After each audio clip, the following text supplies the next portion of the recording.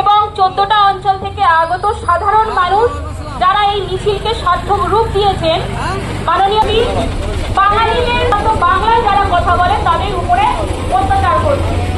অথচ আমরা জানি স্বাধীনতার সময় তো তারা কি গাছের প্রাণ এখন তো কোনো সমস্যা হয়নি।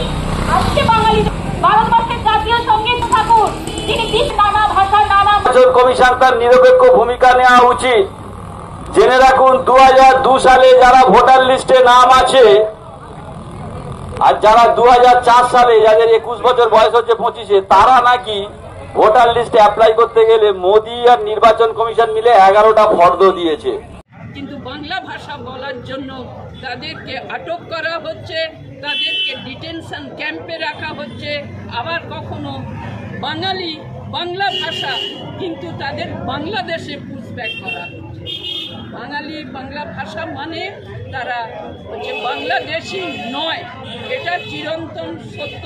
মনে করছেন এই মিছিল কতটা সার্থক হয়েছে? আজকে আমরা বলেছি, আজকে সেলিম লস্কর আমাদের ব্লক সভাপতি এবং আমাদের বিধায়িকা নন্দিতা শাহ আছেন, আমরা বলেছি বক্তব্য রাখার প্রাক মুহূর্তে যে আজকের এটা অন্য 5টা মিছিলের মতো মিছিল নয়, এটা দিল্লির জমিদারদের বিরুদ্ধে জিম্মেদারি ওঠানোর সমাবেশ।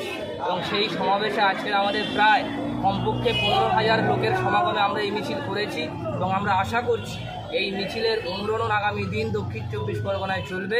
তারপরে পশ্চিমবাংলা এবং আগামীতে আমরা দিল্লি গিয়ে নরেন্দ্র মোদী অর্থাৎ কেন্দ্র সরকার এবং বিজেপির বিরুদ্ধে আন্দোলন করার জন্য সর্বদা প্রস্তুত এবং তার সেই আগাম বার্তা আমরা আমাদের মগরাহাটবাসীকে দিতে পেরেছি। ধন্যবাদ। নেতৃত্ব দিয়েছে আমাদের মগরাহাট এগিয়ে যাবে, তাই পরিযায়ী শ্রমিক চলে আসছে কেন? ভয় একদম নেই। নেত্রী দ্ব্যর্থহীন ভাষায় তিনি বলে দিয়েছেন, তাই বক্তব্য দীর্ঘায়িত নয়।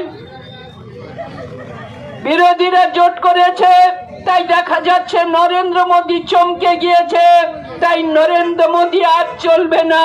ভারতবর্ষকে শেষ করে দিতে চাচ্ছে, ধ্বংস করে দিতে চাচ্ছে।